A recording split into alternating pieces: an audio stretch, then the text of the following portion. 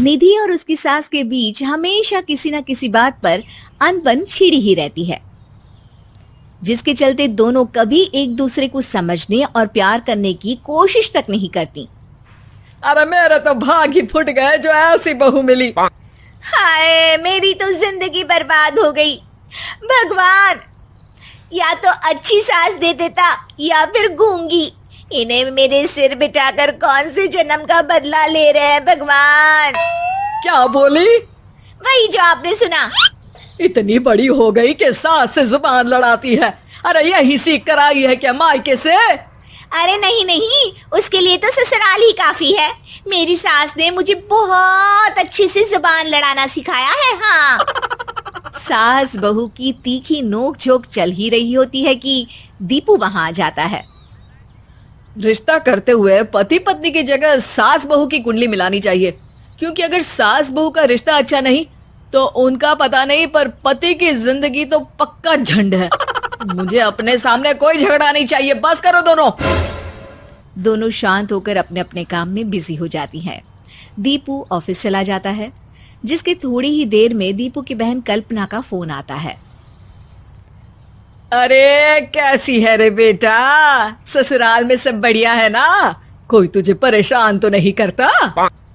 सास की बात सुनकर पास खड़ी निधि हंसकर कहती है, अरे वाह रे ऊपर वाले, खुद बहू को शांति से सांस भी नहीं लेने देती और बेटी से पूछ रही है कोई परेशान तो नहीं करता। अरे मेरी बेटी तुम्हारी तरह नाकारा और बदतमीज नहीं है, इसलिए उससे पूछना बनता है। तो उनकी सास भी आपकी तरह नहीं होगी, इसीलिए उन्होंने कुछ बोला नहीं। और इसी के साथ एक बार फिर दोनों सास बहू के बीच तानों का युद्ध शुरू हो जाता है। फिर कल्पना कुछ देर तक तो फोन पर सुनती रहती है, पर जब दोनों चुप होने का नाम तक नहीं लेती तो वो चिल्लाते हुए बीच में बोलती है, अरे बस करो, यह फोन कान पर लगाए। जब मुझसे आप दोनों की बातें सुनी नहीं जा रही तो मेरा बेचारा भाई न जाने किस हाल में होगा। अरे ये सब तेरी भाभी की वजह से है बेटा। तो माँ, आप भी कुछ कम नहीं है। आप दोनों को ही अपना रिश्ता सुधारने की जरूरत है। मैं एक बाबा को जानती हूँ जो रिश्ते सुधारने में एक्सपर्ट हैं। आप दोनों उनके पास जाइए। ना जी ना, मैं ऐसे ढोंगी बाबा में नहीं मानती। देखा, कहा था ना। अरे ये तो हमारे घर में शांति चाहती ही नहीं है। भाभी, एक बार ट्राई करके तो देख लो। इस पर निधि मान जाती है और अगले ही दिन दीपू के ऑफिस जाने के बाद दोनों बाबा के पास पहुंच जाती हैं। सास बहू के बीच रिश्ता कुछ ज्यादा खास नहीं है। हर समय तू मैं चलती रहती है। हाँ जी हाँ, बिल्कुल सही। आप तो बहुत ज्ञानी है बाबा जी। तो पाई सुनो, बहू को साफ और सच्चे मन के साथ सास को 12 लाल और 12 हरी चूड़ियां भेंट करनी है। बात भेद अपने आप कम हो जाएंगे। बाबा का उपाय सुन अगले दिन निधि सास को चूड़ियां भेंट कर देती है, लेकिन इससे भी उन दोनों के बीच कुछ सही नहीं होता। अरे पक्का इसने ही किलस कर चूड़ियां दी होंगी, तभी कुछ नहीं हुआ। दोनों दोबारा बाबा के पास जाती हैं। कुछ नहीं होता। तो दूसरा उपाय सुनो। सुबह सूरज निकलने से पहले ही घर की सफाई कर सारा कूड़ा घर से बाहर कर ठंडे पानी से स्नान करना है। इससे दोनों के बीच रिश्ते अच्छे हो जाएंगे। अरे इतनी जल्दी मम्मी जी ही उठ सकती हैं? ये आपको ही करना पड़ेगा। मैं अकेली तो लड़ाइयाँ नहीं करती ना। बाबा का उपाय मानते हुए अगली सुबह से सास जल्दी उठ सूरज निकलने से पहले घर की सफाई कर ठंडे पानी से नहाने लगती है।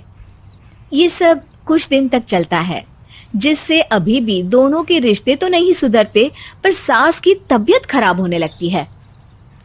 अब लगता है आपने मन से काम नहीं किया होगा, तभी तो रिश्ता वैसा का वैसा पड़ा है और तबीयत खराब हो गई। अरे सही कहती थी तुम, कल मुहा ढोंगी बाबा। देर आए पर दुरुस्त आए। चलो आराम करो अब निधि बाकी काम छोड़ सास की सेवा करने लगती है। अपनी पत्नी और माँ में ऐसा बदलाव देख दीपू बिल्कुल हैरान रह जाता है। अरे कहीं बाबा ने कोई जादू टोना तो नहीं कर दिया?